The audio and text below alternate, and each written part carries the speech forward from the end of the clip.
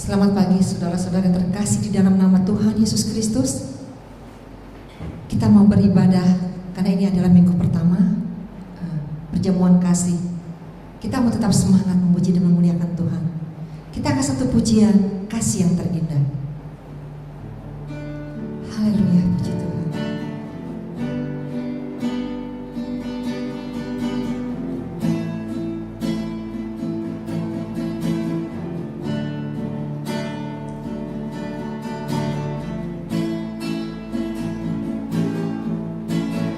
Kasih yang terindah,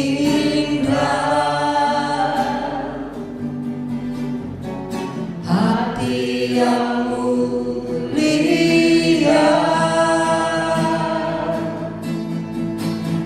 hanya ku temukan di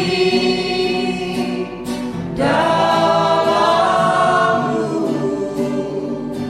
Yesusku.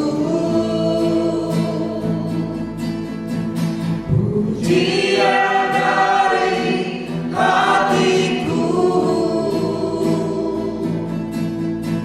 selalu di setiap waktuku,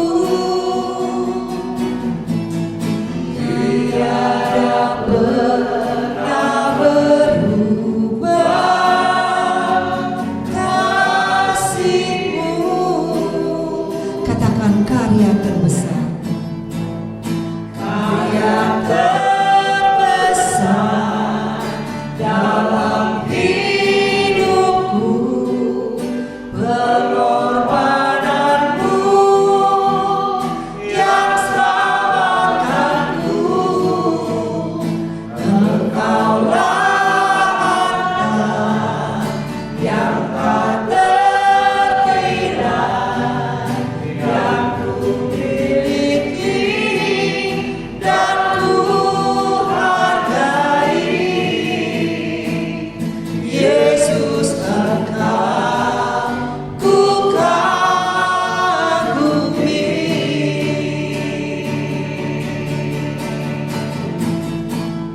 Karya terbesar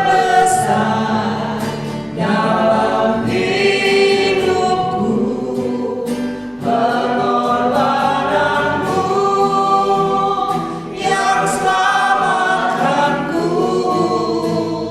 Engkaulah harta yang tak ternilai yang ku miliki dan ku hargai.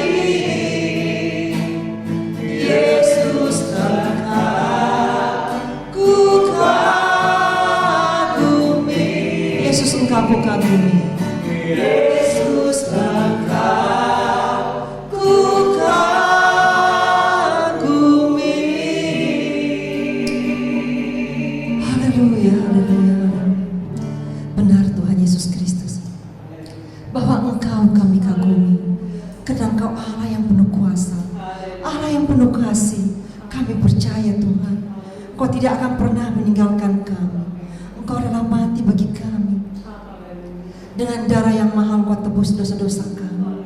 Ya Bapa di surga, dengan apa kami balas semua ini? Hanya kami mohon kepadamu ya Bapa, layakkan kami di hadapan-Mu. Dan kami percaya Tuhan, apapun yang terjadi Tuhan, Kau ada untuk kami ya Tuhan. Karena Engkau Allah yang begitu baik bagi kami Tuhan. Kami percaya Engkau tidak akan pernah meninggalkan kami, dan Engkau tidak akan pernah mengecewakan kami. Engkau Allah yang layak kami sembah, kami tinggikan dan kami agungkan. Terima kasih Tuhan Yesus Kristus, terima kasih. Kami serahkan ibadah kami ini di dalam tangan nama Tuhan Yesus Kristus. Haleluya. Amin. Kita angkat pujian Kaulah Segalanya.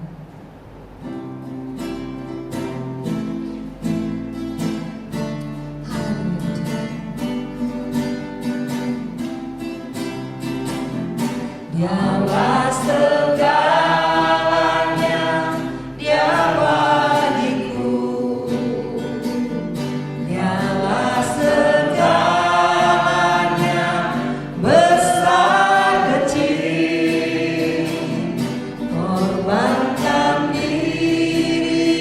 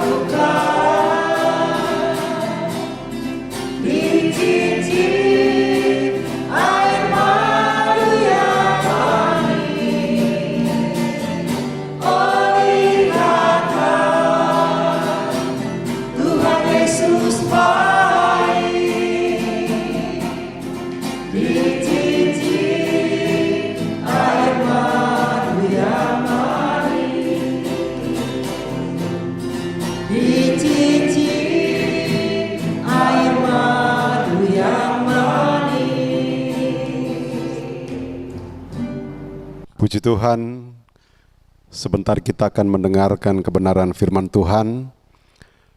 Mari kita berdoa. Bapa di sorga, Bapa yang baik, Bapa yang kami kenal di dalam nama Tuhan Yesus Kristus, mengucap syukur kepada Tuhan dalam setiap keberadaan kami, karena segala sesuatu yang Engkau lakukan adalah baik adanya dalam setiap kehidupan kami. Dan sebentar kami akan mendengarkan kebenaran firman Tuhan, kembali berbicara bagi kami semua. Urapi hamba-Mu, pakailah dengan kehendak Tuhan. Urapi setiap umat Tuhan yang mendengarkan kebenaran firman Tuhan. Biar kebenaran firman Allah pada saat ini benar-benar menjadi berkat buat kami, melawat kami, menyatakan kuasa-Mu dalam setiap kehidupan kami, sehingga kami semua benar-benar dapat menikmati firman-Mu di dalam setiap keberadaan kami. Terima kasih Bapa, dengan penuh ucapan syukur kami sambut kebenaran firman Tuhan. Haleluya. Amin. Puji Tuhan, saudara-saudara yang dikasihi oleh Tuhan. Kita akan kembali melihat kebenaran firman Tuhan pada kesempatan ini. Kita tahu bahwa di hari-hari ini kita tentu menghadapi keadaan yang sulit mungkin dalam kehidupan kita, tetapi kita percaya bahwa segala sesuatu yang terjadi tidak terlepas dari perhatian Tuhan. Sehingga kalau itu kita alami, maka kita akan mengambil satu hal yang indah atau mengambil langkah-langkah apa yang harus kita lakukan, sehingga benar-benar jalan yang kita lakukan itu sesuai dengan kebenaran firman Tuhan. Kita akan melihat kebenaran firman Tuhan pada kesempatan ini, yang saya ambil di dalam Kejadian pasalnya yang ke-41, ayatnya yang ke-38. Kesempatan ini kita akan belajar dari satu tokoh, yaitu Yusuf. Seorang Yusuf yang penuh dengan tantangan, diawali dengan banyak masalah dalam kehidupannya. Tetapi kita dapat mempelajari dan kita memperhatikan bahwa seorang yang mengalami banyak masalah dalam kehidupannya, apa yang terjadi dalam kehidupan orang itu atau kehidupan seorang Yusuf. Di dalam ayat yang ke-38 ini adalah merupakan satu pernyataan dari seorang raja, di mana Yusuf adalah seorang yang dikuasai atau dipenuhi dengan kuasa Allah, dengan roh Allah.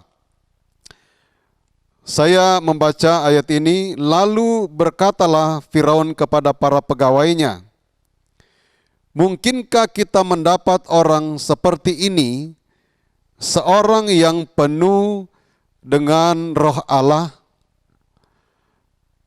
Ini adalah merupakan satu hal yang sangat luar biasa, yang pernah dialami oleh seorang Yusuf. Dan Yusuf sendiri diperhatikan oleh orang lain, termasuk Raja Firaun. Seorang raja yang memimpin satu bangsa yang besar. Tetapi karena adanya Yusuf, maka ada sesuatu yang khusus yang dapat diperhatikan kepada seorang Yusuf. Karena Yusuf adalah seorang yang dipenuhi dengan Roh Allah. Judul khotbah pada saat ini adalah dampak seorang yang dipenuhi Roh Allah atau Roh Kudus.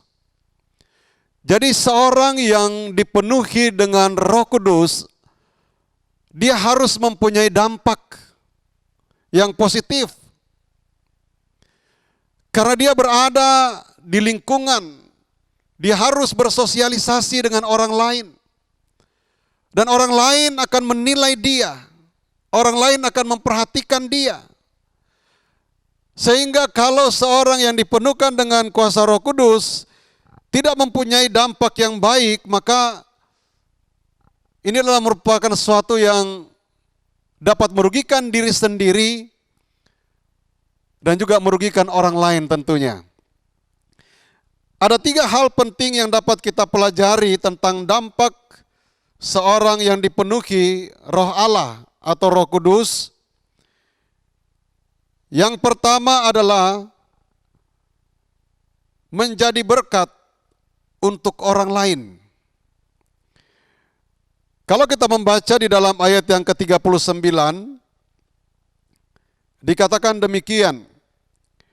Kata Firaun kepada Yusuf, oleh karena Allah telah memberitahukan semuanya ini kepadamu, tidaklah ada orang yang demikian berakal budi dan bijaksana seperti engkau. Dalam hal ini Yusuf menjadi berkat buat orang Mesir, khususnya Raja Firaun. Dia memperhatikan seorang Yusuf karena apa? Dia dipenuhkan dengan Roh Kudus. Sehingga Yusuf menjadi berkat buat seorang raja yang menjadi panutan di dalam satu negara, dalam satu bangsa. Ini penting dalam setiap kehidupan orang yang percaya. Seorang Yusuf yang begitu banyak mengalami tantangan, tetapi oleh karena dia dipenuhkan dengan Roh Kudus, maka dia mempunyai dampak yang positif. Dampak yang pertama ini adalah menjadi berkat untuk orang lain. Dan yang kedua, dampak yang kedua adalah tidak menyimpan dendam. Jadi seorang yang dipenuhkan dengan Roh Kudus, seharusnya lah dia tidak menyimpan dendam. Ada banyak masalah yang dihadapi, ada banyak teman mungkin, saudara mungkin, keluarga mungkin, siapapun yang seringkali menyakiti hati seorang yang sudah dipenuhkan dengan Roh Kudus. Nah, dia harus berdampak bahwa dia tidak boleh menyimpan dendam terhadap siapapun yang menyakiti dia. Sama halnya dengan pengalaman yang dialami oleh Yusuf. Dia tidak menyimpan dendam kepada saudara-saudaranya yang sudah banyak menyakiti dia. Kalau kita membaca ayat-ayat ini, di dalam Kejadian pasalnya yang ke-50, ayatnya yang ke-15 mulai, di sana dikatakan, ketika saudara-saudara Yusuf melihat bahwa ayah mereka telah mati, berkatalah mereka, boleh jadi Yusuf akan mendendam kita dan membalaskan sepenuhnya kepada kita segala kejahatan yang telah kita lakukan kepadanya. Ayat 16, sebab itu mereka menyuruh menyampaikan pesan ini kepada Yusuf. Sebelum ayahmu mati, ia telah berpesan, beginilah harus kamu katakan kepada Yusuf, ampunilah kiranya kesalahan saudara-saudaramu dan dosa mereka, sebab mereka telah berbuat jahat kepadamu. Maka sekarang ampunilah kiranya kesalahan yang dibuat hamba-hamba Allah ayahmu. Lalu menangislah Yusuf ketika orang berkata demikian kepadanya. Ayat 18, Juga saudara-saudaranya datang sendiri dan sujud di depannya serta berkata, kami datang untuk menjadi budakmu. Ayat 19, tetapi Yusuf berkata kepada mereka, jangan takut, sebab aku inikah pengganti Allah. Ayat 20, memang kamu telah merekarkakan yang jahat terhadap aku, tetapi Allah telah merekarkakannya untuk kebaikan, dengan maksud melakukan seperti yang terjadi sekarang ini, yakni memelihara suatu hidup suatu bangsa yang besar. Ayat 21, jadi janganlah takut, aku akan menanggung makanmu dan makan anak-anakmu juga. Demikianlah ia menghiburkan mereka dan menenangkan hati mereka dengan perkataannya. Jadi Yusuf sangat menyadari akan keberadaannya bahwa sesungguhnya apa yang dia alami adalah merupakan ada rencana Tuhan yang mulia, ada rencana Tuhan yang indah. Sehingga sekalipun dia harus melalui satu proses disakiti oleh saudara-saudaranya sendiri, tetapi dia tidak menyimpan dendam. Ini penting dalam kehidupan kita sebagai orang-orang yang percaya kepada Tuhan. Teristimewa buat kita yang sudah dipenuhkan dengan Roh Kudus. Kita melihat satu teladan yang indah yang ditinggalkan oleh Yusuf, bahwa Yusuf yang dipenuhkan dengan Roh Allah, Yusuf yang dipenuhi dengan Roh Kudus, dia tidak menyimpan dendam kepada orang lain yang menyakiti dia. Ini yang kedua dan yang terakhir. Yang ketiga, mempunyai atau memiliki kemampuan untuk mengerti rencana Allah. Ini sesuatu hal yang harus menjadi milik orang yang percaya, teristimewa buat kita yang sudah dipenuhkan dengan Roh Kudus. Di dalam ayat yang ke-18, ayat yang ke-19 dan ayat yang ke-20, di dalam Kejadian pasal yang ke-50, di sana dikatakan, tetapi Yusuf berkata kepada mereka, janganlah takut sebab aku inikah pengganti Allah. Memang kamu telah merekarkakan yang jahat terhadap aku, tetapi Allah telah merekarkakannya untuk kebaikan, dengan maksud untuk melakukan seperti yang terjadi sekarang ini, yakni memelihara hidup suatu bangsa yang besar. Inilah yang dapat kita teladani dalam kehidupan seorang Yusuf yang dipenuhkan dengan kuasa Roh Allah atau kuasa Roh Kudus, di mana Yusuf dia mempunyai atau memiliki kemampuan untuk mengerti rencana Allah dalam situasi dan keadaan apapun yang terjadi di dalam dunia ini. Yang terpenting di sini adalah apakah kita mengerti rencana Allah. Sebab kalau kita mengerti rencana Allah, maka situasi tidak akan mempengaruhi seorang yang percaya kepada Dia. Justru dia akan melihat jauh ke depan, bahwa di balik penderitaan, di balik kesulitan, di balik masalah yang dihadapi, ada rencana Allah yang mulia, ada rencana Allah yang indah di dalam kehidupan orang-orang yang percaya kepada Tuhan. Kalau kita menghadapi tantangan, kalau kita menghadapi rintangan, kalau kita menghadapi masalah dalam hidup ini, percayalah bahwa sebagai anak-anak Tuhan, sebagai orang yang percaya kepada Tuhan, kita perlu menyadari bahwa Tuhan mempunyai rencana yang indah dalam setiap kehidupan kita. Itulah sebabnya sangatlah penting kita dipenuhkan dengan kuasa Roh Kudus. Seorang yang dipenuhkan dengan kuasa Roh Kudus, dia pasti akan memahami apa yang terjadi dalam kehidupannya, sekalipun mungkin dia harus melalui satu proses penderitaan, sekalipun dia harus melalui proses yang menekan akan kehidupannya, menekan akan pribadinya, bertolak belakang dengan keinginannya. Tetapi karena dipenuhi dengan Roh Kudus, maka Roh Kuduslah yang akan menuntun orang itu. Roh Kudus yang akan membimbing orang itu. Roh Kudus akan memberitahukan jalan mana yang harus dia ambil, karena dia menyerahkan hidupnya, karena dia dipenuhi dengan kuasa Roh Kudus. Sekali lagi, betapa pentingnya kita dipenuhkan dengan kuasa Roh Kudus. Sebab itu menjadi kekuatan kita.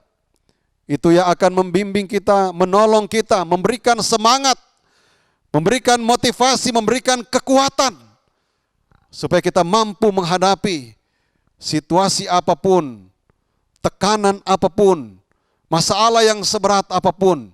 Kita akan mampu melewati semuanya itu. Karena kita punya Allah yang besar, punya Allah yang maha kuasa. Allah yang sudah memberikan kuasa Roh Kudus kepada Yusuf. Allah yang sama akan memberikan kuasa itu kepada kita untuk menjalani hidup ini bersama dengan Tuhan. Puji Tuhan, Tuhan kiranya memberkati kita semua, dan buat jemaat Tuhan yang mempunyai masalah, percayalah bahwa kita punya Allah yang penuh dengan kekuatan yang besar, penuh dengan kuasa yang luar biasa. Dia sanggup memberikan pertolongan. Dia sanggup memberikan jalan keluar.